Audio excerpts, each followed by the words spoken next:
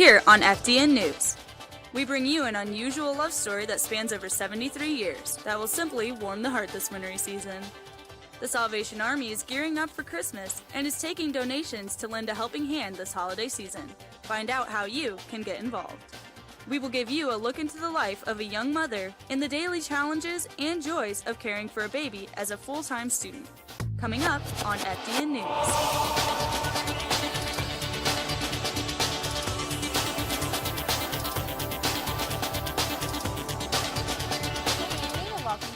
Edition of FDN News, I'm Shelby Price. It's something you'd only hear about in a movie, a small-town romance torn by the hardships of war. FDN's James Ely got the chance to speak with a man whose mission was to bring lovers separated by war back together. It takes place in the most unexpected of places.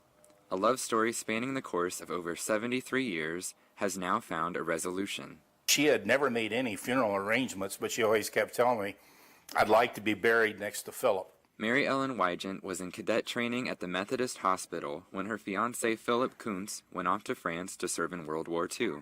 You know, their plans was when she got through her nurse's training, he'd be through with his military, and then they were planning to get married. Philip Kuntz was buried here in 1944 after he was killed while serving during World War II in France. He left behind the woman that he planned to marry after the war. But now, right next to him, some 73 years later, is the woman who called him the love of her life, Mary Ellen Wygant, the fiancé that Kuntz left behind. It's what she wanted. She had this letter, but that thing was tissue paper thin, where she had folded it, read it, folded it back up.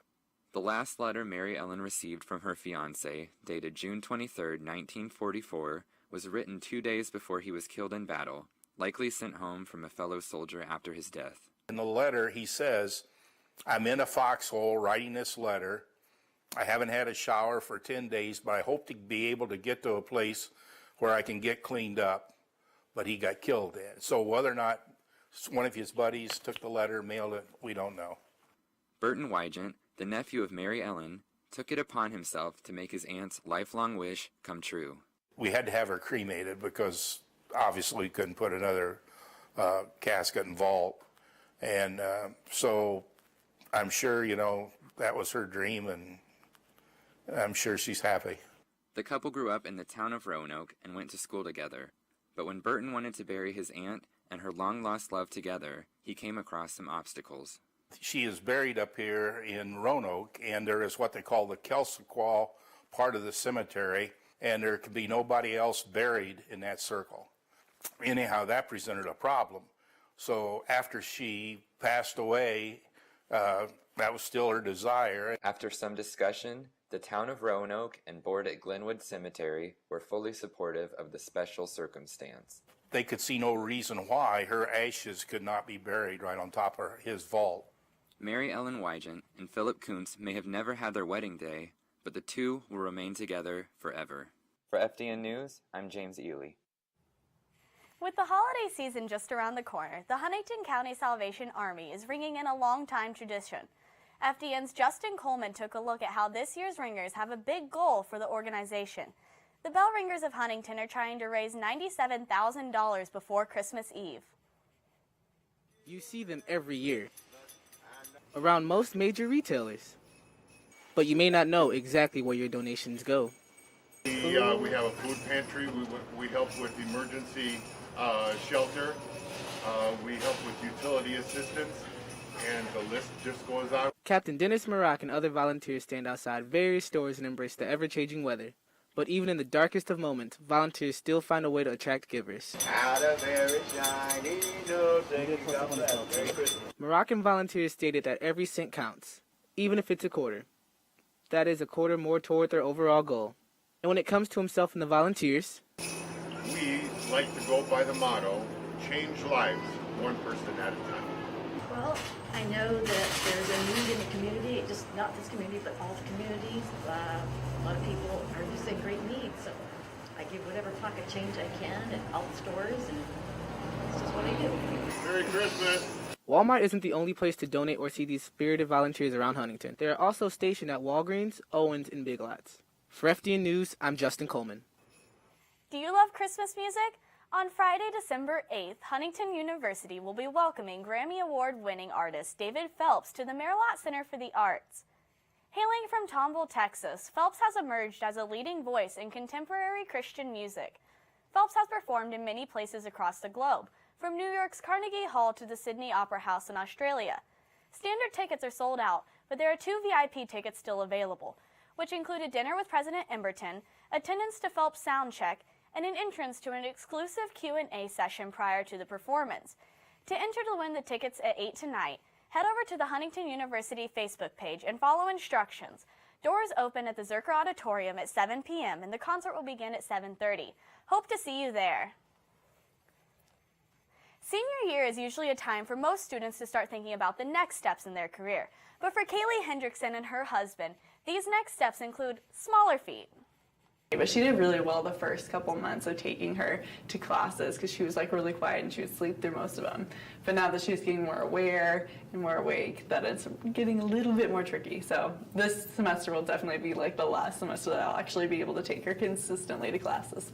Taking your baby to class isn't a normal thing and could receive some negative feedback. But for Hendrickson and her daughter, Charlie, that hasn't been the case. I tend to look over and see people taking Snapchats of her. But I think they like having her there, and it brings joy to people, and like I see them smiling and stuff like that. So it's been really good. Although bringing your child to class may sound fun, it isn't easy. The hardest thing is probably going back and forth between being a mom and doing homework, and sometimes that's really hard for me to transition. So like I'll have to sometimes just have James watch her for a couple of hours so I can actually like focus on doing homework, because if I'm like going between like, oh, watching her and then doing homework for a couple minutes, I completely lose track and like focus of where I am. So that's really the hardest part. Although having a baby has presented its challenges while trying to finish school, it also has refined some skills that all college students wish they had. So I've been more ahead on like all of my projects than I ever was before, because I actually know that like, okay, if Charlie has a really bad day that day, I might not get any homework done, so I can't wait until the last day. Being a senior in college and having a baby has presented many challenges for Kayleigh, but she wouldn't have had it any other way. So I'm really glad that I actually decided to continue my education right away, just because it made it an easier transition into, instead of like, okay, I'm just gonna put off my education until she's like 2 or 3. And I think that would be a little bit more rough still, because then she understands when I'm there and when I'm gone. Kayleigh Hendrickson wanted to make sure every newlywed and mom knew that continuing your education is worth it despite the challenges, and that having a support group is everything. Emma Lehman, FDN News. This week in the Forest, women's basketball sadly lost to Grace College with a 67-61. And in men's basketball, Huntington pulled out the win with a 92-83 against Grace. And coming up in the sports schedule, men's basketball will play at Weber International on December 19th at 5:30 p.m. And on December 30th, they will play at St. Xavier at 2 p.m. For women's basketball, they'll be playing at IU Northwest on December 9th at 2 p.m. and on December 16th at Cumberland at 2 p.m. And now we have Chief of Police Officer Justin Fall here to give us some tips for the winter season. Hi, thank you so much for being here. Thanks for having me. No problem. So, okay, we're getting into the winter season and a lot of people are traveling. So if there's icy roads or snow on the roads, what are some of your best tips? So some of the first things you should do is if we do get snow and you get an accumulation on your car, you need to make sure that you clean your windows completely off. Some people will go out and scrape a little visible window here, and they're trying to look through that little peephole that they've created, and that's not good. So make sure you clean all your windows off. Leave yourself extra time driving to and from wherever your destination is. And also, if you would leave plenty of distance between you and the car in front of you. So, and obviously the most obvious is to slow down. Yep. Okay, awesome. So if we happen to lose traction on the road, what are some things we should and should not do? So sometimes that happens, that your tires will get some sort of slippage or whatever it is because of the snow or the ice. And if you're on ice, there's really not much that you can do if you lose traction, except for one, don't hit the gas, and don't panic. And if your car is in a skid and it's a rear wheel car, you want to turn in toward that skid a little bit, and it should straighten your car up. And if you're in a front wheel car, you want to straighten the wheel up, and it should help you out. And you want to tap the brakes. That's the most important thing, is tap the brakes. You don't want to just stand on the brakes, because your car will immediately continue to lock up and slide.